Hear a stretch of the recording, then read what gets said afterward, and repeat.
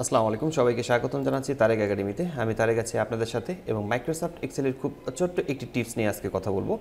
সেটি হচ্ছে যে আমরা প্রথমের দিকে যেমন এই সেলটি দেখতে পাচ্ছি, এই রোটি রয়েছে, এই রোর নিচে আমরা এখানে আরেকটি ফাঁকা রো ইনসার্ট করতে যাচ্ছি। তো ফাঁকা রো ইনসার্ট করার জন্য আমরা সাধারণত রাইট বাটন ক্লিক করে নিই এখানে, এরপর হচ্ছে ইনসার্ট লেখাতে ক্লিক করে এভাবে আমরা রো ইনসার্ট করে নিই। তো এভাবে যদি প্রত্যেকটা জায়গায় যদি রো ইনসার্ট করতে চাই তাহলে অনেক সময় লাগবে এবং হচ্ছে এভাবে যদি নিচের দিকে ডেটা শিট অনেক বেশি লম্বা হয়ে যায় তো সেই ক্ষেত্রে সময় অনেক বেশি লাগার কথা।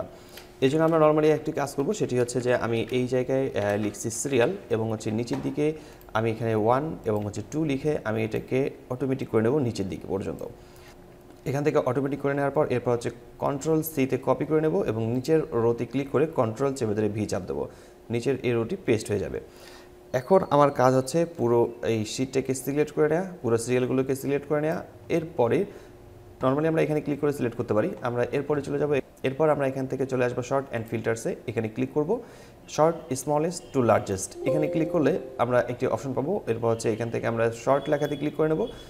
এরপরে দেখবেন ম্যাজিক, প্রত্যেকটা রোর নিচে আরেকটি করে রো ফাঁকা চলে আসছে এবং প্রত্যেকটা রোর নিচে আমরা একটি করে ফাঁকা রো দেখতে পাচ্ছি এবং হচ্ছে আমার এই সেলটির এই কলামটির কোনো প্রয়োজন নেই, আমি রাইট বাটন ক্লিক করে এই কলামটিকে এখান থেকে ডিলিট করে দিচ্ছি।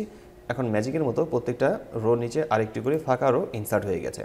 আজকের টিউটোরিয়ালটি এই পর্যন্ত ছিল। ধন্যবাদ সবাইকে, আল্লাহ হাফেজ।